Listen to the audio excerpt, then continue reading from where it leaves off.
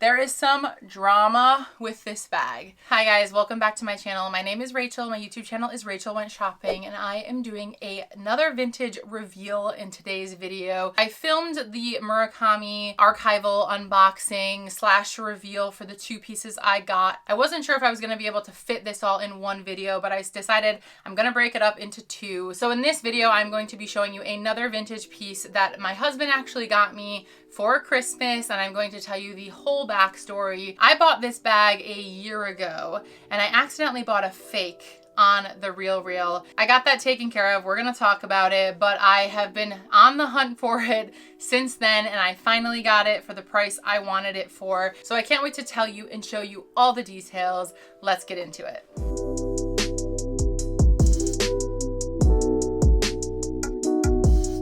This is a vintage Ferragamo bag. And the story is, this has been on my vintage archive list for, I don't know. I was inspired by, I think it's Babsi Does Vintage. Let me look her up and I will, yeah, Babsi Does Vintage. I love her unboxings. She has an English and a French channel.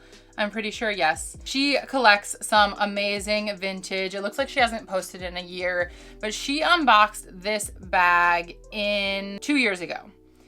And I love the Ferragamo Gancini top handle bag, but it is a very ladylike, quiet luxury bag, which is not necessarily my style. I love the box leather version. However, I want to get a vintage box leather Kelly in my birth year, so I don't need a box leather black Ferragamo bag. They would serve the same purpose. So I've been looking for the Ferragamo bag that's like me. Like, I like tacky, fun stuff, and Ferragamo, like I said, is very old luxury. So this felt like me in a Ferragamo bag, and when I saw her unbox that bag, I was like, I need that bag. So I set a price limit for this bag. I believe it was $500, and last November, most of what I see for this bag is $700, $800, $900.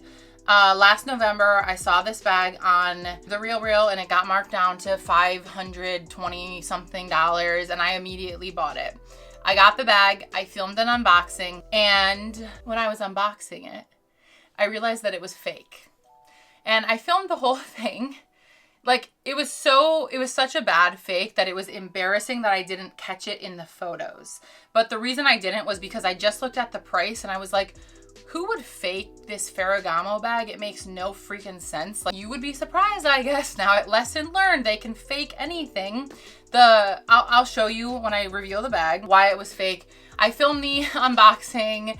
I realized it was fake on camera, and then I accidentally deleted the footage. And I'm very disappointed because I bought a fake bag on TheRealReal. That gets clicks. I want to tell you guys the story. I lost the footage and I never came back to tell the story because I just didn't have the footage. It just didn't make sense. But basically what happened was I immediately took pictures of everything that was obviously fake. I put together a side-by-side comparison for TheRealReal. I emailed them. They got back to me within 24 hours and said that I could send it back to them.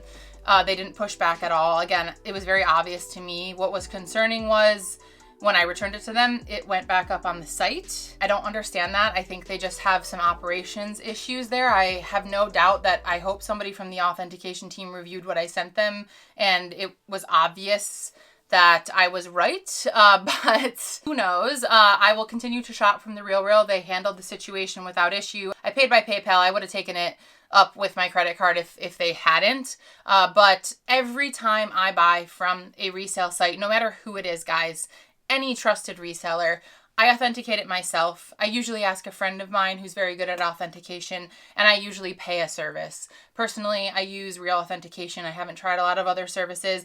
I try to do 3 points of authentication check when I buy a bag. I don't trust myself.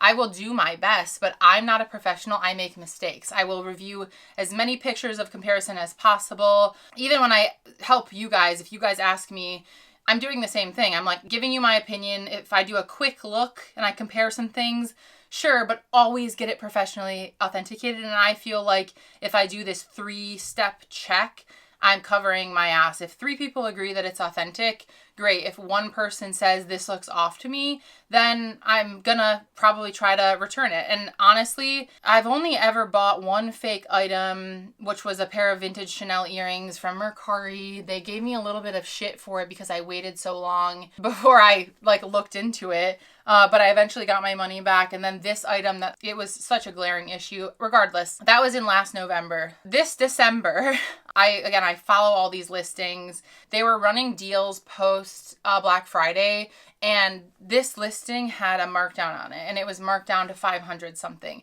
My husband knows the full story of this bag, the shit show I went through with TheRealReal, how embarrassed I was that I bought a fake bag that was obviously fake in the photos. Like, he knew the whole thing. So I bought this, I want to say, I think it was around December 3rd. So I was putting together my wish list for what I was going to buy from Murakami. I had my budget set. I know what I can spend for parts 1, 2, 3.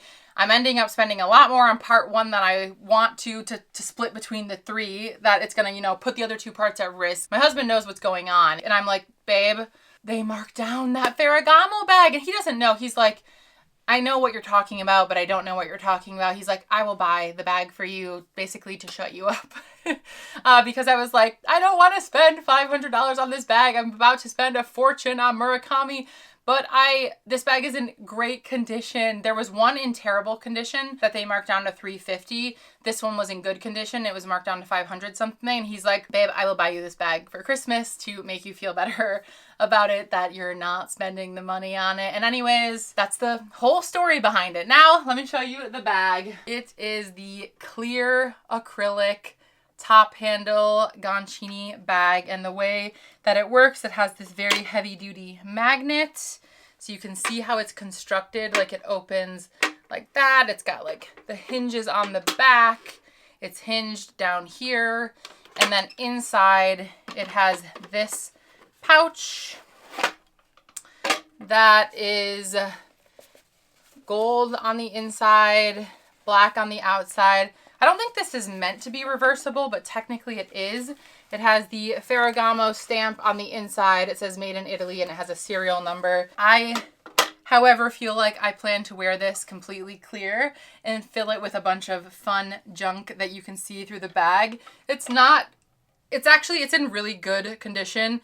There is no like major surface scratching on like the front or back. There is some, and I haven't cleaned this up yet. I'm just behind. There is some, I don't know what you call it.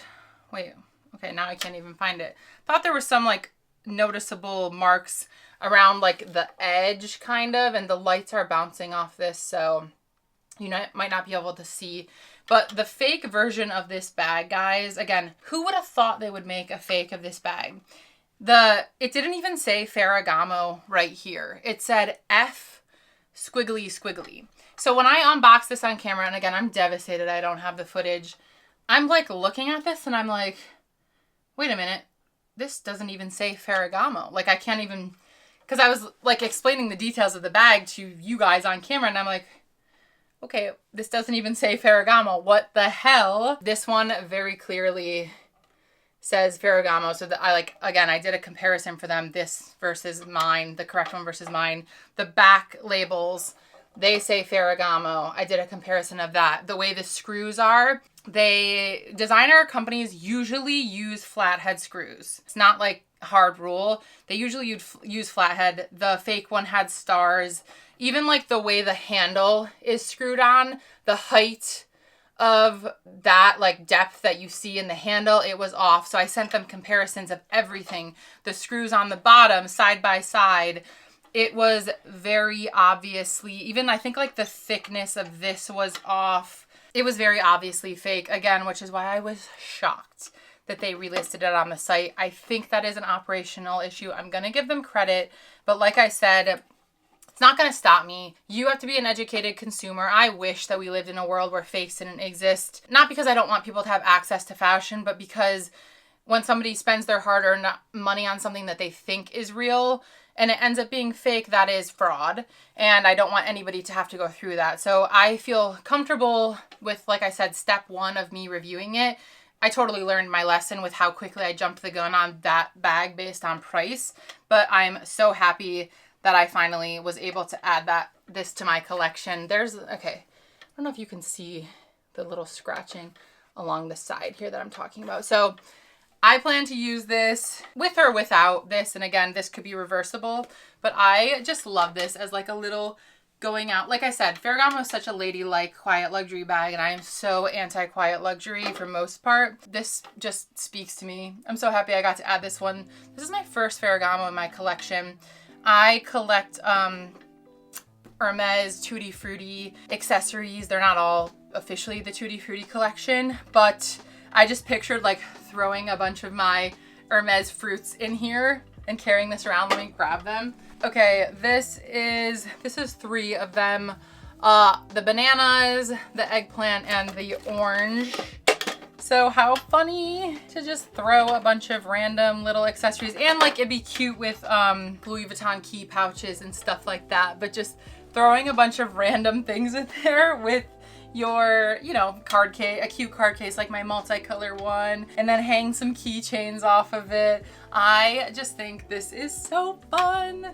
So yeah, I actually don't know what year this bag is from, and I couldn't find it even though I did some extensive research. A lot of people say 90s on like auction sites and stuff, so I believe it's from the 90s. So I'm very happy that I was able to add this to my collection and that my husband got it for me for Christmas to help alleviate the Murakami money I was about to spend. So I believe these are the only 3 vintage bags I got in 2024. I don't think I'm forgetting anything, but yes, super excited to add these very cool vintage and archival pieces to my collection and to get my first Ferragamo bag that really speaks to me. I can't wait to, you know, use this for the first time. I feel like this is definitely like a cool showstopper type bag. So please give this video a thumbs up if you enjoyed it. Thank you so much for watching, and subscribe to my channel for more videos to come. I'm always on the hunt for vintage and archival pieces, so there should definitely be more this year, and I can't wait to show them to you. Hope you guys are having a great day, and I'll see you guys in my next video. Bye bye.